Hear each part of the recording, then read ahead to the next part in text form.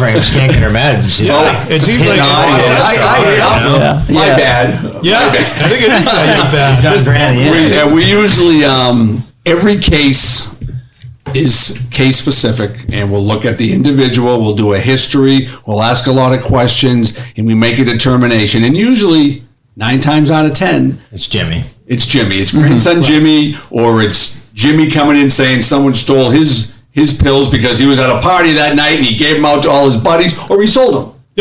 Yeah. So we're usually right on this one. We're usually right on this one. How do you prove it?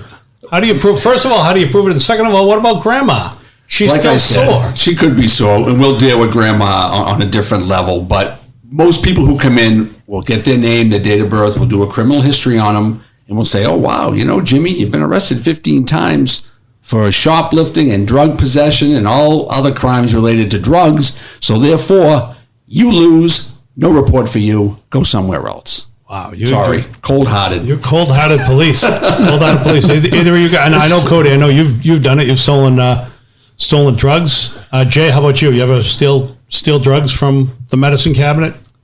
I can't say I have. My pill history was very short-lived, and it was all, luckily or unluckily, depending on how you want to look at it, it was, from prescriptions that were to myself. Yeah. And when shit got bad, I don't know, maybe I just have better morals. I couldn't, rob a store or do anything like that. That was when I had to get my shit together. That's like the next. Yeah, that's when you get fucking rock bottom. Yeah. You got some life searching, soul searching to do and come up with a better plan, because that's just not it. That's the next level where we've got here on my list is commit crimes. Drug users commit crimes.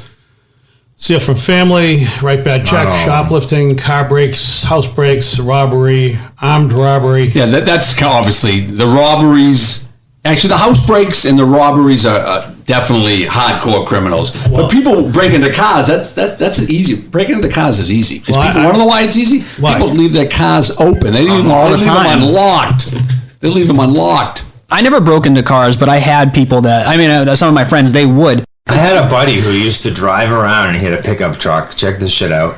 He installed an auxiliary fucking fuel pump on his rear bumper with a tube, and he would drive up to people's cars late at night in Beverly, and he would slip out like on a little creeper, and he'd roll under their car, slip their gas tank or their line, and he would like insert his fuel line into their tank and like flip a switch, and it would pump their gas into his fucking tank.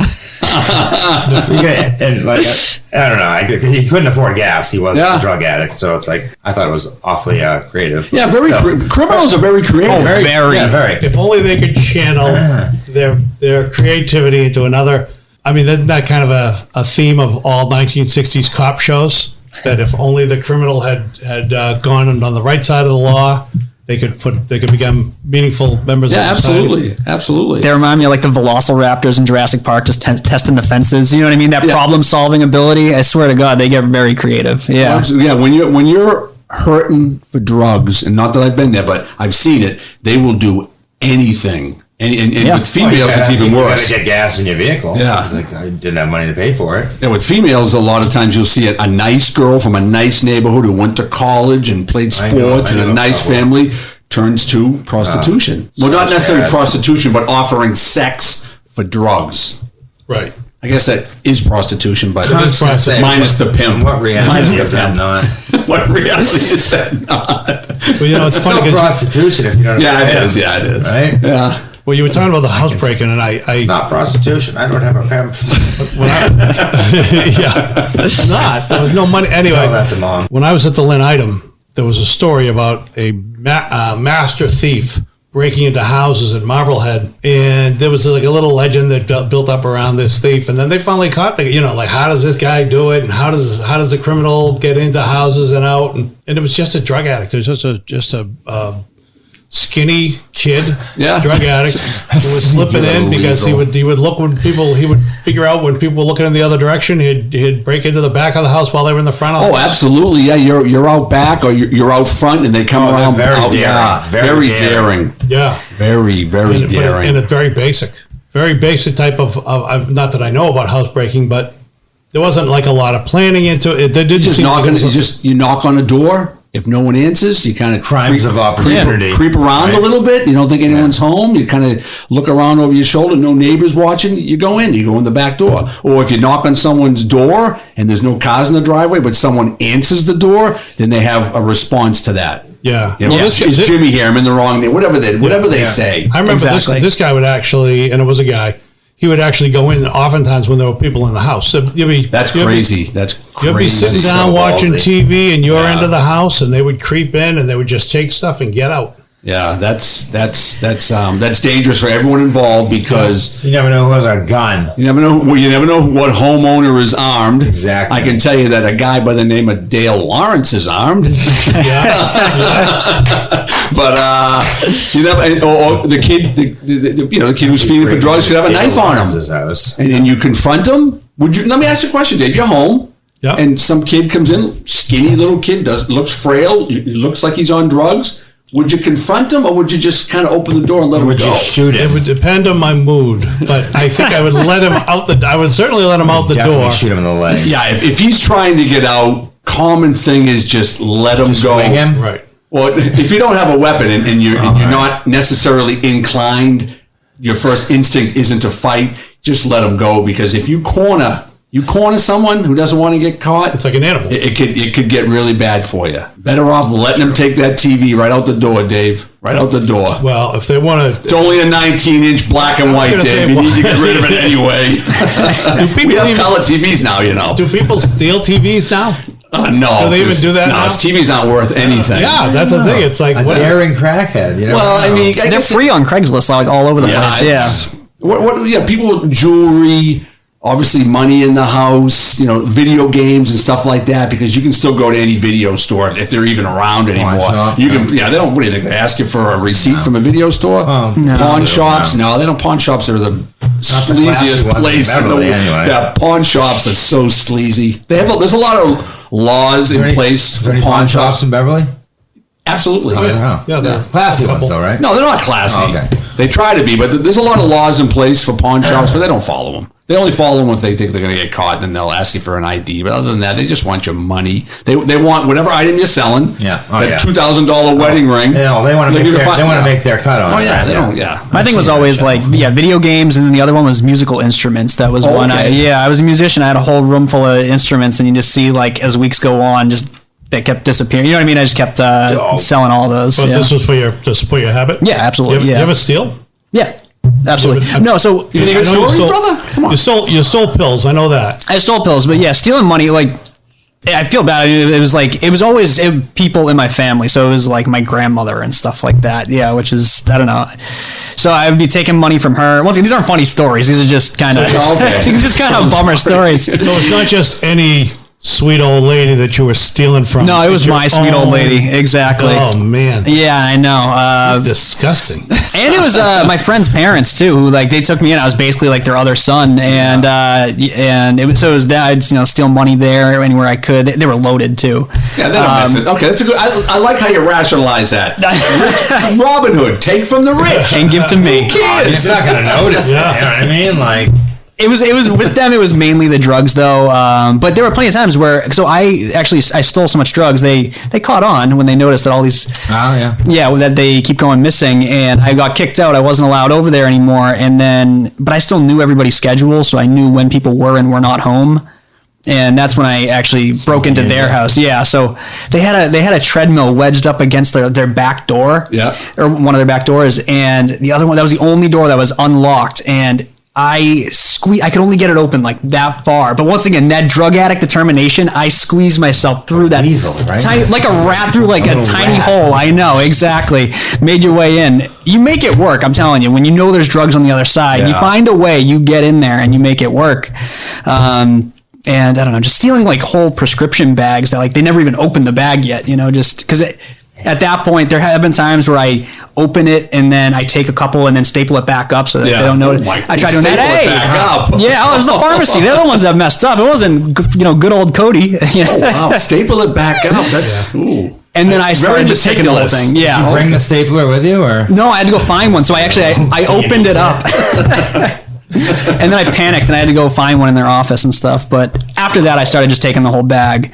And there was, usually if I saw a bag of them, I keep an eye on it for a couple of days and see if they started pulling out of it. You obsess, Obsessive. You obsess over drugs, your whole waking day is how to get drugs. Is that what it is? Yes, I'll do you one better. So, when I was there, when I was allowed to be there and I was actually staying over, they had a very echoey house. So I knew always who was in the house and where in the house each person was. I could be sitting there playing video games with my buddy or something like that, but the second I hear like a door crack, I'd be like, okay, so that's so-and-so going to blah, blah, blah. I knew where everybody was. So then I wait for that one little second where I know where the drugs are and that coast is clear, and then I would dart down there to get it. Yeah, it was, once again, the Velociraptors testing the fence. It's like that, I don't know, just very, very focused. Okay. Yeah. Wow. All right. So how about, you ever break into a house, break into a car, drugs, prostitution? You ever do prostitution? No, I have not. I've gotten some prostitutes. Huh? I've gotten some prostitutes. Not the same drugs. thing. No. Oh. It's, anyway, I want to timeline this. Cody, how young were you when you started doing your? Yes, let me clarify that. So I was a kid. I was doing Percocet from the years of 15 to 18, and then when I ended up going to detox, and that's when I got into boxing and stuff like that. So I stopped doing around 18. Okay, and you had done weed and stuff like that, like 13, 14. Yeah. Okay. Well, the weed of yesterday, the weed today is nutty. A lot of these, it's all laced with hallucinogenics and all sorts of stuff. I think it's just stronger, isn't it? It's just nutty. You think weed, people just sit in the corner and veg out and, chew on some Doritos or some shit. We've gone to calls where kids have smoked weed and they're hanging from rafters and running around their house half naked. They're just doing crazy, crazy shit, smoking weed that is laced with whatever the hell it's laced with. Yeah. Angel dust. Yeah, angel dust, whatever when I it was is. a kid, it was always watch that. It was laced with angel dust. Ooh, angel I don't dust. think any drug dealers are giving out free drugs just to be like, whoa, I laced your fucking weed. That's exactly what I always thought. Yeah. No, but the dispensaries that are open legally now, Yeah. right? You can go down there and get some 99% pure THC Yeah, oil. they get weed for everything. That might make kids run around naked and be like, I wouldn't necessarily say there's a tons of shit that's laced with, because No, it's not a I lot. smoke grass, Okay. and I buy grass in the area, and so you know what I mean. And it gets expensive, which is why I started growing my own.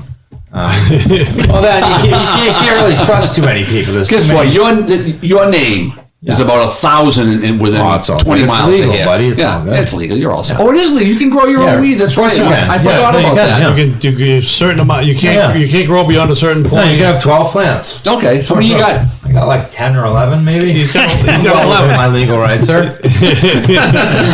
Indeed. You sure you shouldn't be asking for his documentation? That's what Dale was saying earlier as to the regards to the strength of the grass over the last 30 or 40 years.